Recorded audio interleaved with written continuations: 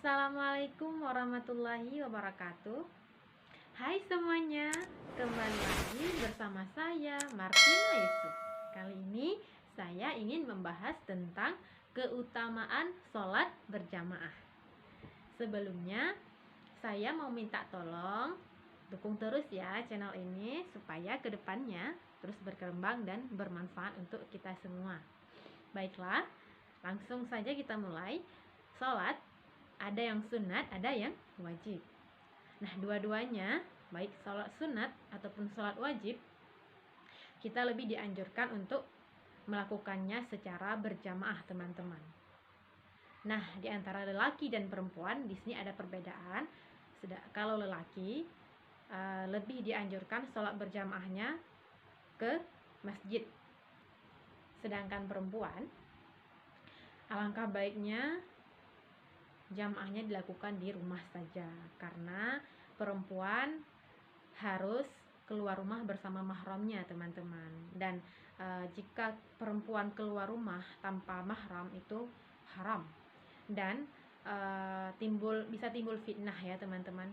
Jadi alangkah baiknya memang kalau perempuan di rumah saja kecuali bersama mahramnya. Nah, karena kita lagi di bulan suci Ramadan, kita sudah melatih diri dengan yang namanya sholat berjamaah, bukan? Sehingga sholat berjamaah itu bukanlah hal yang sulit untuk dilakukan. Namun, ada beberapa hal yang harus kita perhatikan dalam sholat berjamaah. Terlebih, dalam bulan suci Ramadan ini, setiap malam kita melakukannya, yaitu sholat sunat tarawih ya, teman-teman, yang kita lakukan secara berjamaah. Akan tetapi apabila mungkin sebagian teman-teman ada yang kerja pada malam hari, maka sholat sunat tarawih ini bisa kita lakukan sendiri, teman-teman. Namun ya pahalanya berbeda kalau jamaah lebih besar. Dan dalam bulan ini, terlebih bulan Ramadan ini, pahala kita akan dilipat gandakan, teman-teman. Ada beberapa hal yang harus kita perhatikan, yang harus kita tinjau ulang terkait sholat berjamaah. Nah, sholat berjamaah ini, teman-teman, tidak hanya bukan hanya kita ikut imam, kita udah dapat pahala 27 derajat. Bukan begitu ya, teman-teman. Ada beberapa hal yang harus kita periksa ulang. Apakah jamaah kita ini sah? Apakah kita sholat berjamaah, akan tetapi pahala yang kita dapat sholat sendiri? Coba ya kita perhatikan. Yang pertama adalah ketika kita sholat berjamaah, kita yang namanya berjamaah, kita ikut imam ya. Ada kita sebagai makmum ataupun imam dan ada makmumnya di belakang. Nah, kalau kita berposisi sebagai makmum, maka kita ikut imam, kita ikut gerakan imam. Jadi kita tidak boleh melampaui gerakan imam. Maksudnya misalnya katakanlah rukun sholat Al-Fatihah, membaca Al-Fatihah. Nah, di sini kita boleh membaca Al-Fatihah setelah imam ataupun sesaat setelah imam. Yang tidak boleh adalah lebih awal kita baca kemudian imam. Nah, itu sudah melampaui imam namanya, ya. Alangkah baiknya kita dengarkan Al-Fatihah imam, baru kita baca Al-Fatihah kita. Jadi Al-Fatihah ini tidak ditanggung oleh imam, teman-teman, karena membaca Al-Fatihah adalah rukunnya sholat. Nah, ketika rukun sholat ini tidak ada, maka sholat kita tidak sah. Makanya tidak boleh kita tanggungkan ke imam. Beda dengan yang sunnah. Misalnya katakanlah rukun yang ke berapa itu, misalnya katakanlah ruku. Nah, ruku kita waktu melakukan ruku, kita membaca subhana rabbiyal azimi wa bihamdih. Nah, kita bacaan subhana rabbiyal azimi dan seterusnya itu adalah hukumnya sunnah, sedangkan gerakan rukunya adalah dihukumi rukun, yaitu wajib. Apabila kita tidak sempat membacanya subhana rabbiyal azimi tersebut, maka tidak apa-apa teman-teman, ya, karena itu hukumnya sunnah. Nah, begitu ya. Kemudian yang kedua, ini ya yang saya lihat yang banyak terjadi kesalahan, bukan kesalahan sih, kurang tepat lah ya, lebih cocoknya. Saat imam sujud kemudian bangun, kita banyak mendapati bahwa kadang-kadang makmumnya lebih awal bangun ketimbang si imam. Imam bangun dari sujud, dia mengucapkan takbir Allahu Akbar. Nah, ketika imam membaca Allahu Akbar, makmum harus menunggu imam bangun terlebih dahulu. Nah, ketika imam selesai bangun dan tegak berdiri, baru makmumnya bangun, bukan bareng dengan imam bangunnya teman-teman. Ya, lebih-lebih makmum lebih dulu ketimbang imam. Nah, itu salah teman-teman. Nah, kalau salah seperti itu, sholat kita sah teman-teman. Yang jadi permasalahannya adalah jamaah kita yang tidak sah, ya. Jadi pahalanya ya kita sholat sendiri, tidak berjamaah, tidak dihitung berjamaah. Sangat disayangkan bukan? Kita udah capek-capek ke masjid, kemudian sampai di sana kita hanya selayaknya sholat sendiri teman-teman. Oke. Kemudian yang kedua, sholat berjamaah ini makmumnya harus berdiri dengan rapat dan penuh satu saf. Saf pertama penuh, baru kita lanjutkan ke saf yang kedua. Dulu baru kita ke saf yang kedua. Kalau enggak, ini ya kasus yang terjadi saya lihat di sekitar saya teman-teman.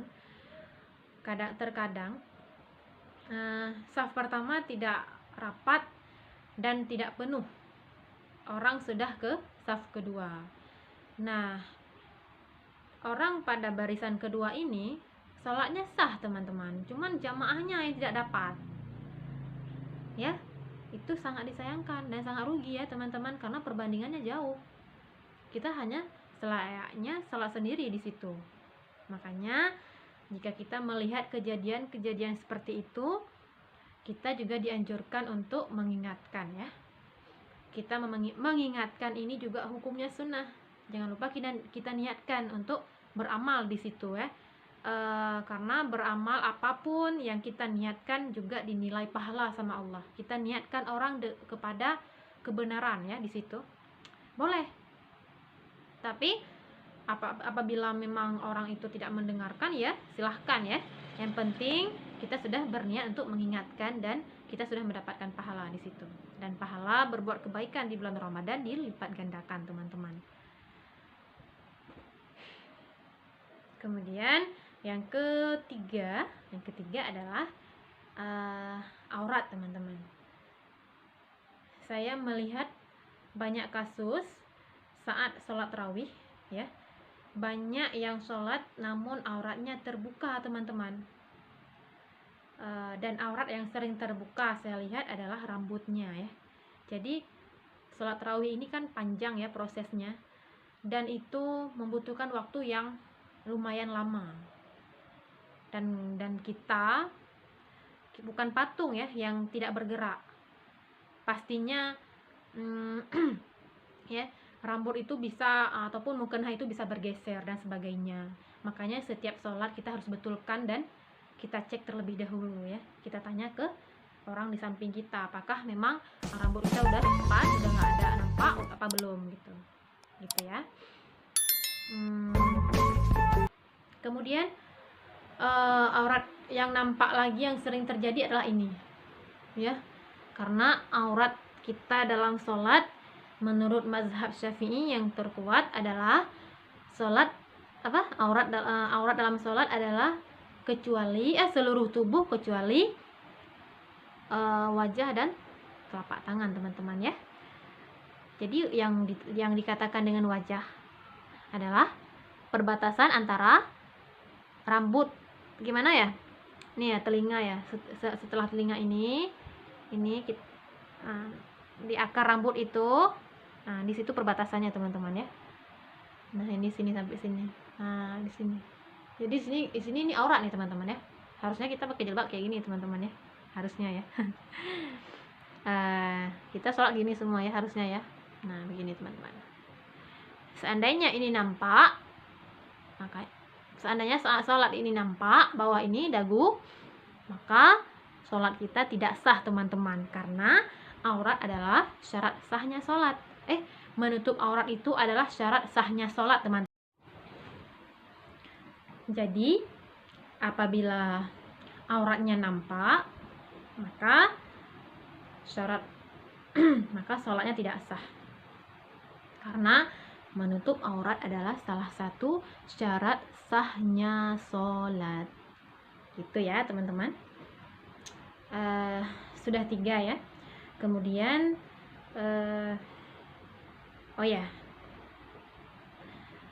masih dalam hal aurat, saya juga melihat aurat yang sering nampak, khususnya perempuan ya, yaitu bagian bawah mukena, ya. Mukena kan kayak gini, kita gini ya, terbuka ya di bawahnya. Jadi kita perempuan harus menutupi aurat begini, kita tarik kayak gini ya. Karena kenapa? Bagian bawah ini apabila tidak tertutupi dan langsung tembus ke bumi, itu dihitung aurat, teman-teman. Makanya jangan kita sholat, kita takbir langsung kayak gini, teman-teman. Jangan nampak di bawahnya tangan kita, apalagi kita pakai baju pendek. Boleh nggak kita ikat kayak gini, boleh ya, boleh nggak kita rapatkan mukena begini, asal kita pakai baju lengan panjang. Nah, itu nggak apa-apa, karena aurat kita tadi yaitu kecuali seluruh tubuh kecuali telapak tangan dan wajah, teman-teman. Kemudian saya ingin menyinggung sedikit terkait gerakan yang boleh kita lakukan dalam sholat, teman-teman, ya.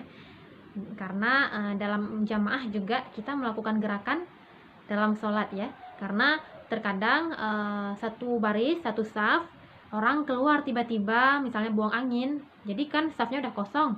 Nah, kita harus bergeser di situ ya, agar safnya kembali sempurna ya, serapat dan penuh. Nggak boleh kosong, teman-teman. Kalau kosong, pahala jamaah kita tidak dapat, teman-teman.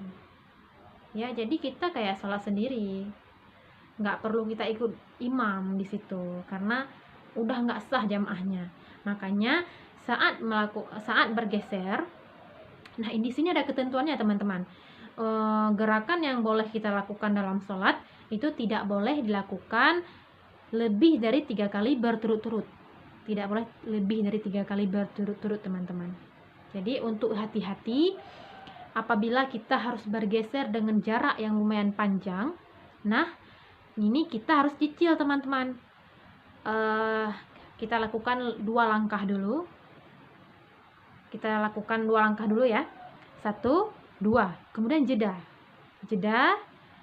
berhenti sejenak, baru kita lanjutkan bergeser lagi supaya safnya rapat dan sempurna, gitu, teman-teman.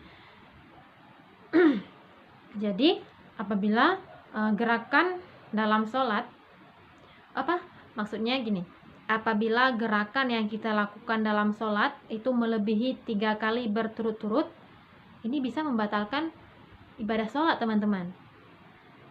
Maksudnya gerakan-gerakan yang bukan dari gerakan sholat ya. Jadi hati-hati agar jangan nanti kita beribadah namun pahalanya tidak dapat, bahkan tidak sah sholat kita. Jadi sholat ini harus kita lakukan dengan hati-hati ya, dengan menggunakan ilmu juga tentunya, karena beramal ataupun beribadah tanpa ilmu itu sia-sia. Makanya hukum menuntut ilmu adalah wajib dari ayunan hingga ke liang lahat, teman-teman. Jadi jangan kita sia-siakan waktu, karena itu semua adalah bekal kita hidup, teman-teman. Kita ibadah dengan ilmu, kita melakukan kegiatan duniawi juga dengan ilmu. Oke, itu saja yang bisa saya sampaikan. Semoga bermanfaat untuk teman-teman sekalian. Saya cukupkan. Assalamualaikum warahmatullahi wabarakatuh.